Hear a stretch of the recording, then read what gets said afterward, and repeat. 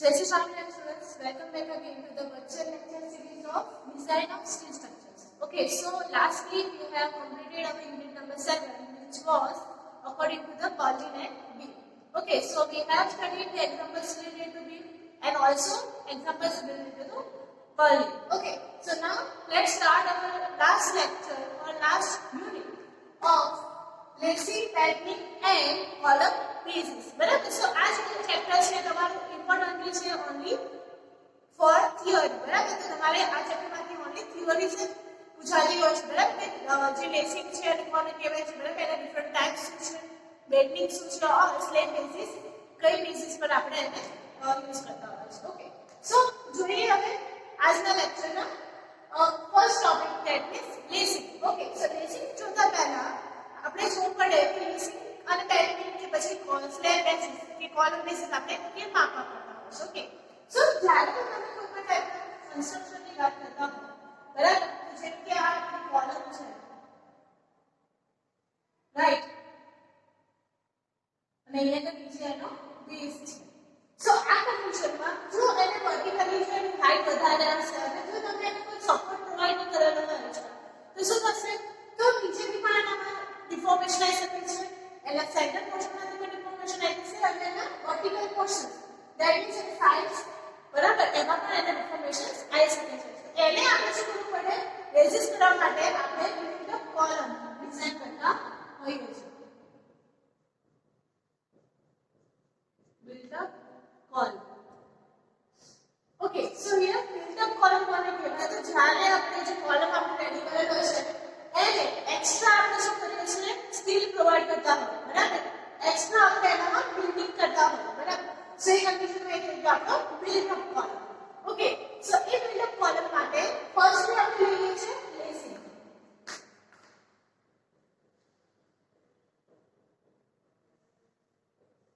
Okay, સો lacing એટલે શું, તો તમને ખ્યાલ હશે કે આપણે જ્યારે પણ સ્ટીલ સ્ટ્રક્ચર જોયા હોય એટલે કે વધારે હાઈનેસ છે તો એને આપણે શું કરવું પડે, એન્કરેજ પ્રોવાઈડ કરવું પડે. સો આ કોલમની અંદર જ્યારે આપણે એન્કરેજ પ્રોવાઈડ કરતા હોઈએ, લાઈક પ્રોવાઇડિંગ અ ડાયાગોનલ શીટ્સ, બરાબર, ડાયાગોનલી આપણે એમાં શીટ્સ પ્રોવાઈડ કરતા હોય તો એને કહીએ છીએ લેસિંગ. બીકોઝ તે કેવું હશે, એક પાતળી પટ્ટી જેવું લેસ જેવું જ હશે, બરાબર. જેનાથી શું થાય છે કે એક કોલમમાં એક્સ્ટ્રા સ્ટીલના કારણે હેવી વેઇટ થઈ ગયું, બરાબર, એ કારણે જ્યારે વિન્ડ લોડ આવે છે, અર્થક્વેક ફોર્સિસ આવે છે, સો એ કન્ડિશનમાં એ વસ્તુને સ્ટેબલી રેઝિસ્ટ કરી શકે છે. Okay, so let's see what are the different types of lacing, બરાબર. સો types of lacing. Okay, so firstly which is single lace and the second one is double lace system, બરાબર. સો એ બે ટાઈપના લેસ સિસ્ટમ હોય છે, જેમાં હોય છે single lace અને second one is double lace system. Okay, ડિટેલમાં આપણે ફિગર થોડી જોઈએ કેવી રીતે એને સિંગલ લેસ કહેવાય છે અને ડબલ લેસ કહેવાય છે. ઓકે, સો આપણી પાસે ક્રોસ સેક્શન છે કોલમનો, where this one is a point and અહીંયા કરશે આપણી પાસે b. ઓકે, અને આ જગ્યાનું ક્રોસ સેક્શન, બરાબર. સો આ કન્ડિશનમાં આપણે જ્યારે સિંગલ લેસ કાપવાના છે, ઓકે, સો એ કોલમને આપણે સાઇડ્સમાંથી જોતા હોઈએ. ઓકે, સો સાઇડ્સમાંથી આને આપણે આપીએ.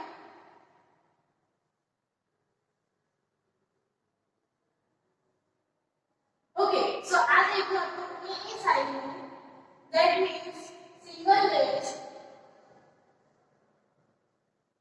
and A. બરાબર. આ જે આપણો ઉપરનો પોર્શન એ દેખાય છે ત્યાં આપણે શું કરેલું છે, લેસિંગ પ્રોવાઈડ કરેલું છે. That means આ થઈ ગયો આપણો સિંગલ લેસ. બસ આવી જ આપણે ડિઝાઇન કરેલી હોય, but from other side. That means અહીંયા છે એક જગ્યાએ આપણે કર્યું થોડું ઊંધું.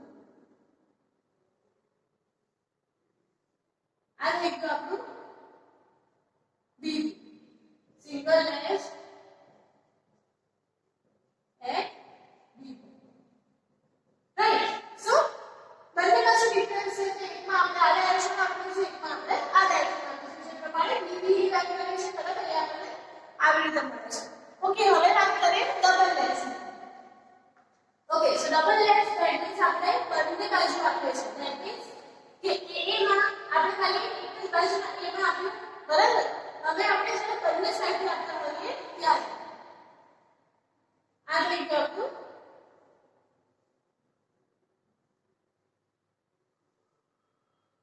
ઓવરલેપિંગ સિસ્ટમ, બરાબર? એટલે શું થાય છે? ઓવરલેપ થાય છે, બરાબર? સો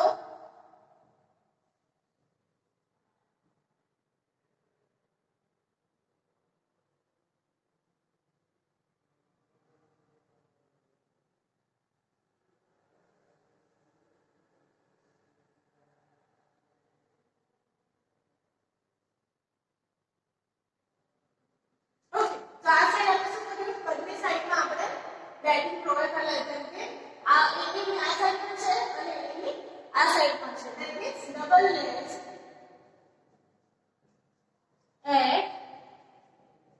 a, બરાબર? એટલે કે એ બાજુ પર છે અને આ સાઈડ નું જે એ પોર્શન આવે છે એ બાજુ પર છે. એ સાથે b ની વાત કરીએ, બરાબર? તો સિમિલરલી આપણે શું કરીશું? b માં આવેલું છે તો ધેટ મીન્સ આપણે અહીંયાથી પણ બીજી એક ચીજ પ્રોવાઈડ કરીએ છીએ. Okay, so I take you up to at D, બરાબર? So અહીંયા આપણે જે પ્રોવાઈડ કરીશું એ થઈ જશે double lace at D. Okay, so generally આ બે ટાઈપના આપણે જે ટાઈપ્સ ઓફ લેસિંગ છે એ પૂછાતા હોય છે. સિંગલ લેસ ક્યારે વપરાય જ્યારે આપણી પાસે રેઝિસ્ટિવિટી કરવા માટે લોડ ઘણો ઓછો છે. ધેટ મીન્સ જે વર્કિંગ લોડ છે આપણને ઓછો મળે છે. અને ડબલ લેસ અને આપણે સિસ્ટમ આપણે પ્રોવાઈડ કરીએ તો હાઈટ આપણે શું થાય છે? વધે છે, પ્લસ એ હાઈટની સાથે શું થાય છે? લોડ પણ આપણો એક્સેસ થાય છે, બરાબર? તો એ કન્ડિશનમાં આપણે ડબલ લેસ ના લેસિંગ સિસ્ટમ્સને પ્રોવાઈડ કરતા હોઈએ છીએ. ઓકે, હવે અહીંયા જ્યારે આપણે લેસિંગ પ્રોવાઈડ કરતા હોય તો ઓલવેઝ યાદ રાખવાનું કે બંને વચ્ચેનું ડિસ્ટન્સ એટલે કે પિચ ડિસ્ટન્સ ઓલવેઝ બધામાં સિમિલર હોવું જોઈએ. ધેટ મીન્સ p હોય તો બધામાં p બધાનો સેમ હોવો જોઈએ. ઓકે, પેન્ડીનો આપણે આપતા હોઈએ તો, બરાબર? એ સાથે જે પોર્ટિંગ અને કનેક્શન્સ છે એ પ્રોપરલી થયેલા હોવા જોઈએ, બરાબર? કે એનાથી એન્ડ કનેક્શન છે કેટલું ડિસ્ટન્સ આપણે પોઈન્ટ માટે આપીએ છીએ બધા ક્રાઇટેરિયા એમાં ફૂલફિલ થતા હોવા જોઈએ. તો આ તો આપણું single and double lacing systems. Okay, now હવે એનો જે સ્લેન્ડરનેસ રેશિયો છે કેવી રીતે આપણે ગણવામાં આવે છે એટલે કે શિયર ડિફોર્મેશન ઇફેક્ટ્સ ના ધ્યાનમાં રાખીને સ્લેન્ડરનેસ રેશિયો આપણે 1.05 ટાઈમ્સ ઓરિજિનલ કરતા લઈએ છીએ. સ્લેન્ડરનેસ રેશિયો, ઓકે, 1.05 ટાઈમ્સ આપણે કન્સિડર કરતા હોય છે, જેને આપણે KL/R0 વડે પણ ઓળખીએ છીએ. ઓકે, હવે મેઇન ડિફરન્સ શું છે સિંગલ અને ડબલ લેસિંગ સિસ્ટમનો? તો તેમાં પહેલું તો શું કે એક જ ફેઝમાં આપણે લેસિંગ આપીએ છીએ, આમાં આપણે ડબલ ફેઝમાં લેસિંગ આપીએ છીએ. એ સાથે અસરકારક લંબાઈ એટલે કે LE, બરાબર? અહીંયા LE L હોય છે, જ્યારે આના માટે LE આપણને 0.7 L મળે છે. એ સિવાય જ્યારે આપણે લોડ વધારે થતો હોય ધેટ મીન્સ લેસિંગની જાડાઈ થિકનેસ પણ અહીંયા આગળ વધારે મળતી હોય છે. ધેટ મીન્સ થિકનેસ LE/40 અને થિકનેસ LE/60, બરાબર? અહીંયા થિકનેસ ઓછી હશે એટલે એને વધારે આપણે લેસિંગ આપવું પડે, અહીંયા થિકનેસ વધારે હશે એટલે લેસિંગ આપણે ઓછી એટલે કે સિંગલ ફેઝમાં આપીએ છીએ. Okay, let's see what are the design requirements for the lacing. Okay, so હવે આપણે design requirements of the lacing જોઈએ. ઓકે, સૌથી પહેલા એમાં આવે છે એંગલ ઓફ ઇન્ક્લાઇનેશન. તો તમને ખ્યાલ હશે કે તમારે લેસિંગમાં એંગલ્સ પ્રોવાઈડ કરવો પડે, રાઈટ? કે કયા એંગલ પર એને આપણે શું કરશું? આ જે એંગલ આપણે બન્યો અહીંયા બરાબર છે કેટલા એંગલ પર મળશે એ આપણે ફાઇન્ડ કરવું પડે. ધેટ મીન્સ અહીંયા કે થીટા આપણે કેટલું લઈએ છીએ તો 40 to 70 ની વચ્ચે. જનરલી આપણે ડિગ્રી 45 જ પ્રોવાઈડ કરતા હોય છે, એટલે આપણે ઓલવેઝ 45 ડિગ્રી મળે એ રીતે ફાઇન્ડ કરીએ છીએ. આપણે તે આપણને જોઈએ છે slender ratio. Okay, so slender ratio according to the clause 7 + 6.5.1 KL/R not greater than 50, 50 કરતા વધારે ના હોવું જોઈએ. સેકન્ડ ક્રાઇટેરિયા શું છે તો કે 0.7 into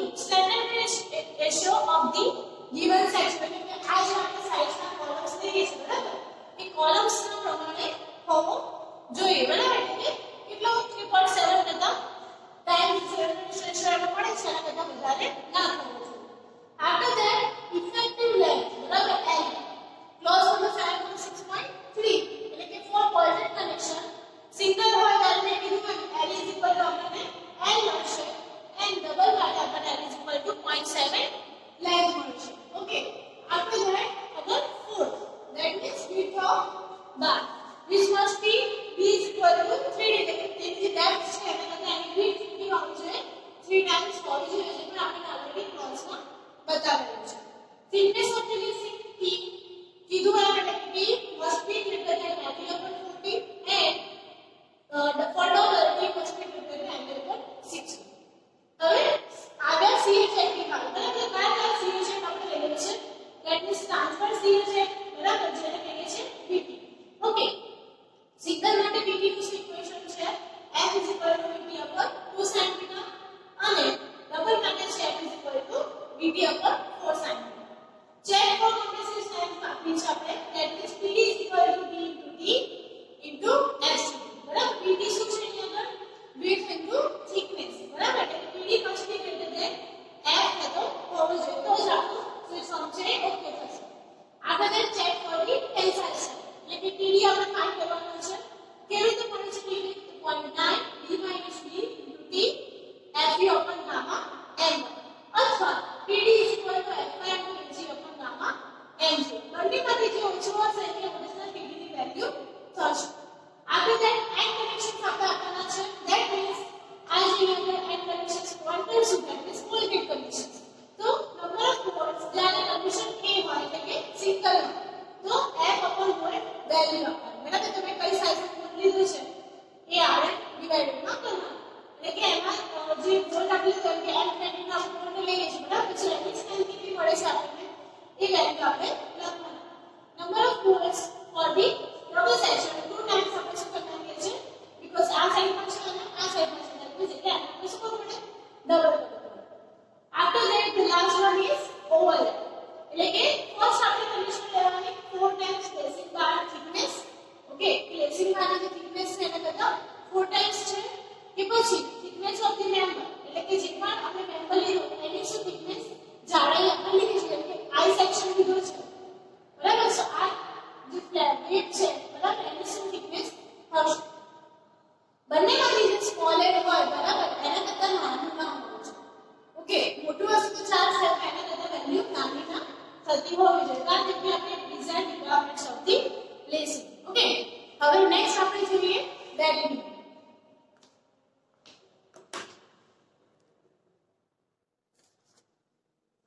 ઓકે સો હવે આપણે ટોપિક છે બેટનિંગ.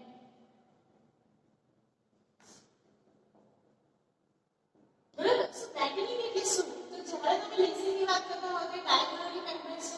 બેટનિંગ ની વાત કરતા હો તો એક્ઝેક્ટ કેવું મેમ્બર છે વર્ટિકલ બરાબર. વર્ટિકલ ધેટ મીન્સ કે આપણે જે પ્લેટ મૂકી છે બરાબર છે એની સાથે એક્ઝેક્ટલી આપણે એને 90 ડિગ્રી એંગલ પર પ્લેસ કરતા હોય છે બરાબર. સો એ શું કરે છે તો બંને પ્લેટને એકબીજાની સાથે ઝડપી રાખે છે બીકોઝ એની થિકનેસ પણ આપણે વધારે લઈએ છીએ અને એમાં નંબર ઓફ કનેક્શન્સ પણ આપણે વધારે આપતા હોય છે. ધેટ મીન્સ બેટનિંગ એટલે વેલ્ડેડ કનેક્શન હોય that means horizontal connecting plates અથવા એંગલ્સ વડે જોડીને આપણે એક બિલ્ટ અપ કોલમ રેડી કરીએ છીએ બરાબર જેને આપણે કહીએ છીએ બેટનિંગ બરાબર. સો આ છે આપણી બેટન પ્લેટ. ઓકે સો અહીંયા જ્યારે આપણે સ્પેસિંગ લેવાનું હોય તો આપણે સ્પેસિંગ કેવી રીતે લઈએ છીએ તો આના સેન્ટરથી લઈને આના સેન્ટર સુધી ધેટ મીન્સ અહીંયા આપણે સ્પેસિંગ મળે છે S જેટલું. ઓકે એ પછી વાત કરીએ તો આ થઈ ગયું આપણું વર્ટિકલ સેક્શન. પછી થઈ ગયું આપણું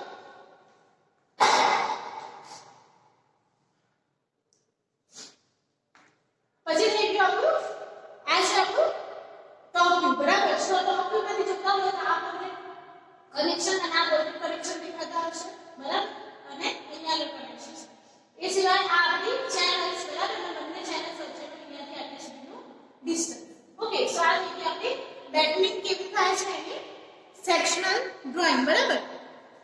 સો આ જે વર્ટિકલ ડિસ્ટન્સ આવશે આપણને એને આપણે કહીએ છીએ ક્લિયર ડિસ્ટન્સ. આ રીતે સ્પેસિંગ અને આ રીતે આપણું ક્લિયર ડિસ્ટન્સ કે બે પ્લેટ વચ્ચે આપણે કેટલું ડિસ્ટન્સ આપણે રાખીશું. Okay, next is the design requirements of the battening. Okay, so now we are coming to the point of design requirements of the battening. Okay, the first requirement of the batten is the number of batten. So always number of batten will be like that when divides a column into 3 portions. બરાબર એ કયા પોર્શનમાં divide કરતો હોય એ ટાઈપનું જ આપણે battening provide કરે છે. That means કે 3 પોર્શનમાં ડિવાઇડ કરે છે બરાબર. સો ધેટ મીન્સ તમે ફર્સ્ટ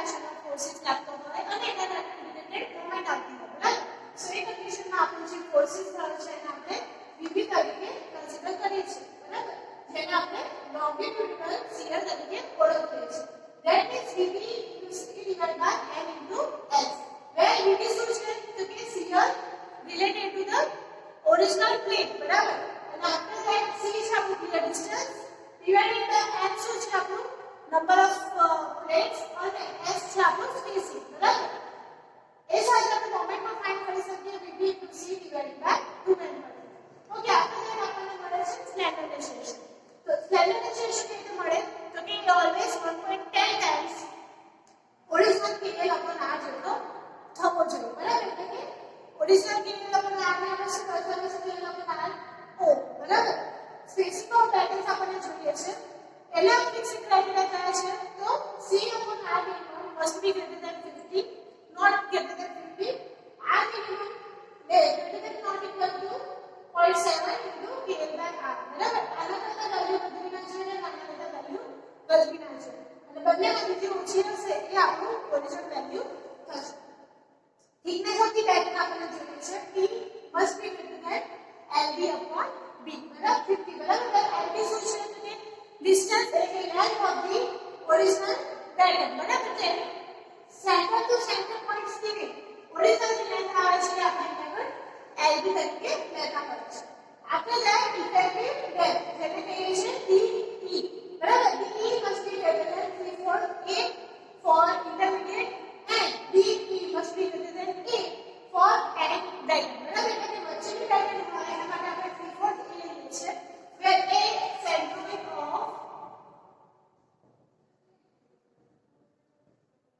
plate બરાબર એટલે કે જે આપણી ઓરિજિનલ કોલમ છે એનો સેન્ટ્રોઇડની વેલ્યુ છે બરાબર where DE must be greater than A as end pattern બરાબર જ્યારે end pattern હોય અને કોઈ વચ્ચેની પેટર્ન હોય તો એ કન્ડિશનમાં શું કીધું 3/4 એ હોવો જોઈએ અને DE must be A જેટલો હોવો જોઈએ ઓકે અને DE must be greater than 2B for every time બરાબર કોઈ પણ પેટર્ન હોય એ 2B કરતા વધારે હોવો જોઈએ B શું છે આપણું B છે transfer shear શું વાત કરીએ so BB must be equal to 2.5 times factor axial column બરાબર એટલે factor axial column ને આપણે લઈએ તો એ શું થશે આપણું point 0 2 20 0 25 જેટલું થાય બરાબર ઇન્ટુ આપણે શું કરવા પડે factor axial load ત્યારે આપણને BB ની વેલ્યુ મળશે after that overlap બરાબર આપણે overlap એટલે કે આ જે સેક્શન છે નીચેના સેક્શન સાથે કેટલું આપણે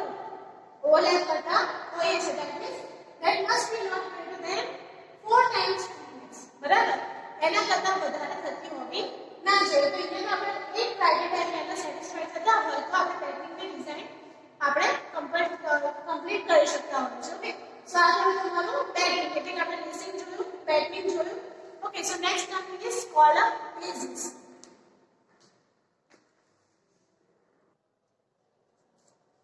Okay, so moving forward to the column basis. Barabar. So here I have drawn a column basis. Barabar. જેને આપણે base plate તરીકે પણ ઓળખતા હોઈએ છીએ.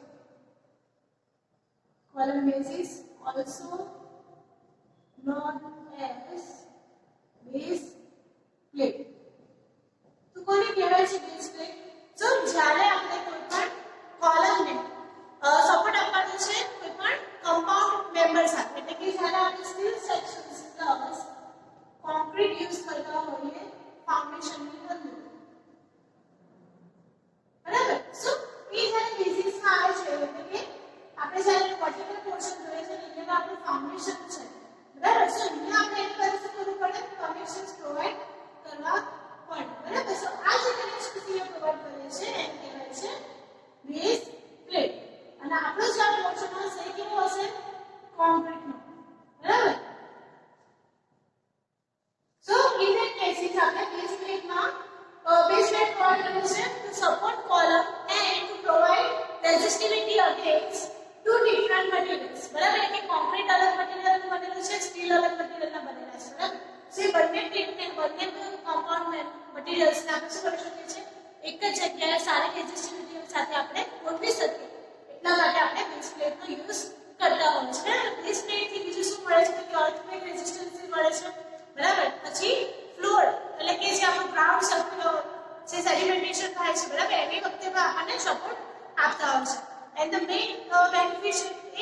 that compound જે મટીરીયલ્સ છે એના રેઝિસ્ટિવિટી એની વધારે છે એટલે બેઝ પ્લેટ થ્રુ આપણને આટલા બધા ફાયદા મળતા હોય છે એટલે ઓલવેઝ જ્યારે સ્ટ્રક્ચર તમે જોવા જાઓ જેમ કે કોઈ ઇન્ડસ્ટ્રીયલ કન્સ્ટ્રક્શન છે બરાબર સો એ કન્ડિશનમાં ઓલવેઝ ફાઉન્ડેશન બની ગયા પછી કોલમ બનાવતી પહેલા એની બેઝ પ્લેટ રેડી કરવામાં આવતી હોય છે અને એની પર્ટિક્યુલરલી ડિઝાઇન કરવામાં આવે છે ઓકે સો જોઈએ what are the different types of base plate can be used where the first one is slab base અહીંયા જે ફિગરમાં બતાવી છે એ કેવી ટાઈપની છે તો કે સ્લેબ બેઝ ટાઈપની પ્લેટ જ છે બરાબર છે એની અંદર આપણે શું આપ્યું છે તો કે બહારનું પોર્શન બરાબર જેની width આપણે BF લઈએ છે અંદરનો પોર્શન એટલે પ્લેટ છે એટલે કે width ઓફ પ્લેટ લઈએ છે અને વચ્ચે આપણે શું આપ્યું છે એની ISHB બરાબર બી પ્રોવાઇડ કરેલો છે which is 300 બરાબર અને સાઈડમાં આપણે શું આપ્યું છે બંને સાઈડ ક્લીટ એંગલ પ્રોવાઇડ કરેલા છે બરાબર ક્લીટ એંગલ ધેટ મીન્સ ફ્લેટ ટાઈપનું આપણું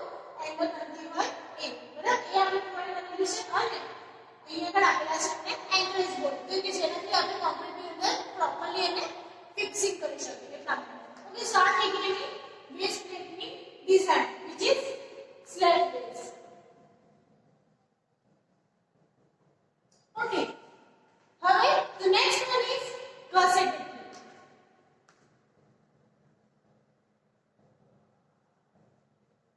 બરાબર gusseted plate that means જે રીતે આપણે slab base ની ડિઝાઇન કરીએ છે સિમિલરલી આપણે એની અંદર gusseted base એટલે કે પર્ટિક્યુલરલી પ્રોપર મટીરીયલ એટલે કે એમાં આયર્ન અને સ્ટીલના મેમ્બર્સનો કન્સિડર કરીને gusseted base બનાવતા હોઈએ છે અને the last one is pocket base okay pocket base that means કે ઘણી નાની સાઈઝમાં આપણે કોમ્પેક્ટલી એને ડિઝાઇન કરેલું હોય છે બધાના ક્રાઇટેરિયા સેમ છે બસ ખાલી એની અંદર જે આપણે અરેન્જમેન્ટ કરેલું છે એ ડિફરન્સ થતો હોય છે જનરલી તમને આ કોલમ બેસિસમાંથી ફિગર્સ ડ્રો કરવાનું પૂછાતું છે જે તમે ઓલરેડી સીટ કમ્પ્લીટ કરેલી છે બરાબર સો એને સીટ જે કમ્પ્લીટ કરેલી છે એ જ તમારા ચેપ્ટરનો મેઇન એમ છે બરાબર એટલે કે બેસિક કોલમ બેસિસમાં તમારે મોસ્ટલી એ જ પૂછાતું હોય છે બરાબર એ સિવાય તમે જ્યારે ગસેટેડ પ્લેટની વાત કરતા હો તેમાં પણ ડિફરન્ટ પોર્શન્સ આવેલા હોય છે જેમ કે સ્લેબ બેઝ આવે છે બરાબર એ સાથે તમે જોવા જાઓ તો ગસેટ પ્લેટ્સ કનેક્ટિંગ એંગલ્સ હોઈ શકે છે એમાં સિમિલર મેથડ્સ અને એંગલ બોલ્ટ્સ બરાબર આની અંદર આપણે પ્લેટ સેમાં લઈએ છે ગસેટેડ પ્લેટ્સની અંદર પણ આપણે આ લેતા હોઈએ છે ઓકે સો અહીંયા આગળ સ્ટુડન્ટ્સ આપણે આપણા ડિઝાઇન ઓફ સ્ટ્રક્ચર્સના બધા લેક્ચર્સ નું કવર અપ કરીએ છીએ ઓકે આજના લેક્ચરમાં આપણે બેસિક પેટર્નિંગ અને સ્લેબ બેઝિસ રિલેટેડ કલેક્શન્સ જોયા બરાબર એટલે કે યુનિટ 6 ની અંદર તમારું કમ્પ્લીટ થાય છે જસ્ટ બીકોઝ અહીંયા આગળ ડિઝાઇન એક્ઝામ્પલ્સ કન્સિડર નથી થતા that's why I am not considering in our video lectures બરાબર if you willing to study that portion then you can contact me directly on the WhatsApp or on our classroom બરાબર તો તમે classroom through contact કરીને પણ મને જે question queries હોય